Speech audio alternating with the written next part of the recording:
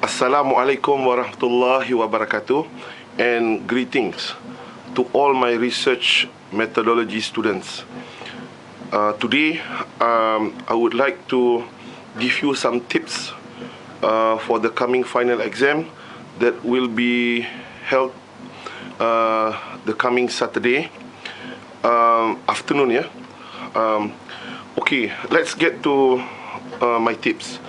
Now, as you may already have known, that there are 4 sections to the final exam. Now, section A, there are 40 fill-in-the-blank questions. Section B, there are, I think, about 9 short structured questions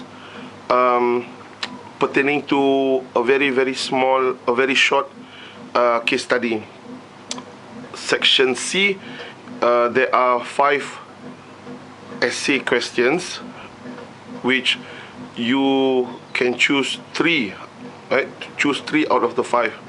And the last section D is a mini case study where you will have a series of questions to answer.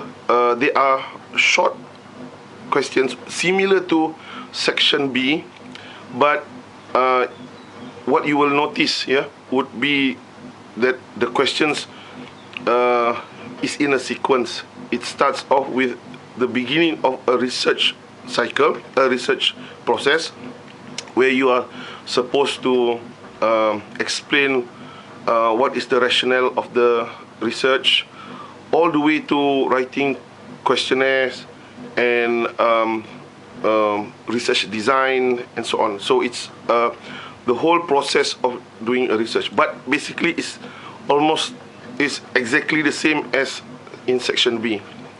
Now, what do I want to the main message for this video clip is to think ahead, before you sit for the exam, to think ahead what would be your strategy of answering the questions. Now, as for the questions themselves, I will talk to you again in another video clip. But for now, I just want to talk to you about how to answer questions. Now, if you think logically, now you don't have to follow my advice, but if we think logically, section A is time consuming because there are 40 questions, and you need to really know the terms, right? And the meaning of the terms for you to answer and fill in the blanks. So it's time consuming, but every question is only 1 mark, right? Now, question B, you can answer it quickly, and you can get more than 1 mark per question, right? Question C is also time consuming because you have to write a long essay, and then section D is similar to section B, right? Section D also you can quickly do it and get marks. So if I were doing the final exam, I would tackle section B first, section B, because section B you can quickly answer the questions and get more marks in answering the questions.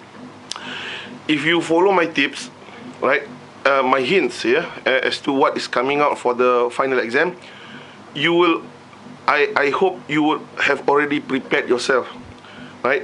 Knowing how to, for example, draw theoretical frameworks. You would have known how to write question for Likert type scale, semantic differential. You would have known how to write citation, right? Last name, first name, year, and then the title of the article, title of the journal, and so on.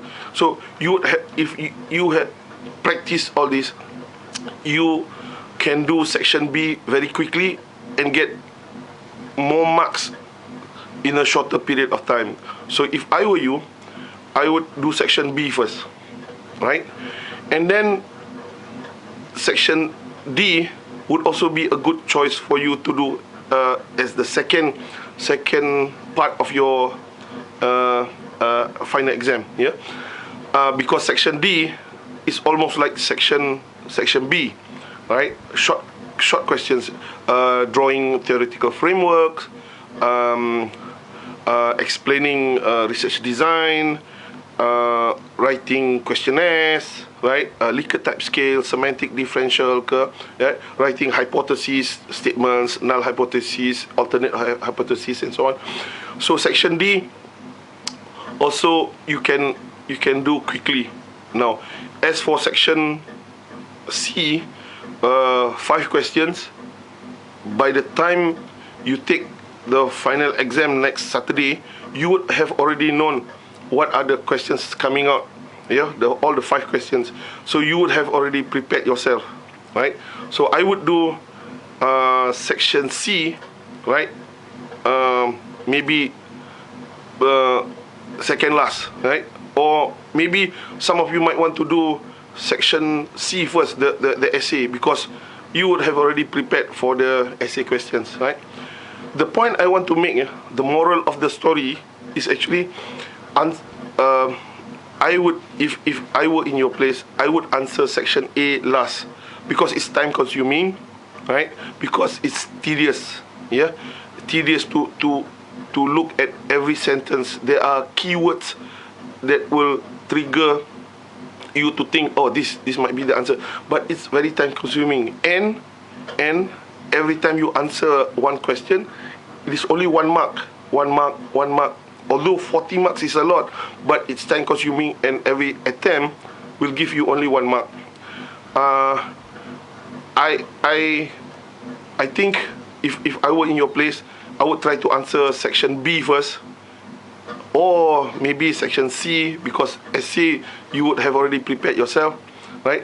And when you are doing section B, C, and D first, and you feel boring lah, I'm stuck, writer's block, then go to section A, right? Freshen your mind, and look at section A, and try to answer in section A, right? Don't go sequentially. Try to answer. Don't try to answer section. Question 1, and then question 2, question 3. What you should do is to go and see question 1. Do I know the answer? No. Okay. Go to section 2. Question 2. This one easy. Okay. You answer, right? And so you just go through quickly, and which one comes to you, but you know how to answer those first. Don't get stuck like question number 10. What's the answer? And then you waste your time. If you can't answer, you tell yourself, okay, pass, go to the next one. I can't answer, okay, pass, go to the next one, until you reach 40, and then go back up again. By the time you go back up, you would have eliminated all those answers that you have already done the first time around. So there will be less choices, right? As you go down again, you go up again, there will be less choices. So it's a matter of eliminating the answers which is not the right answer. So you will be left with a few possible answers to questions that you do not know. Yeah. So what I'm saying is that quickly go through one by one and say, okay, this is the answer. This is the answer. If you are not sure, go to the next one. All right. So for now, right? I hope whatever I hope whatever I have conveyed to you this time around, right, would have been useful, right? And I will talk to you again very soon, and maybe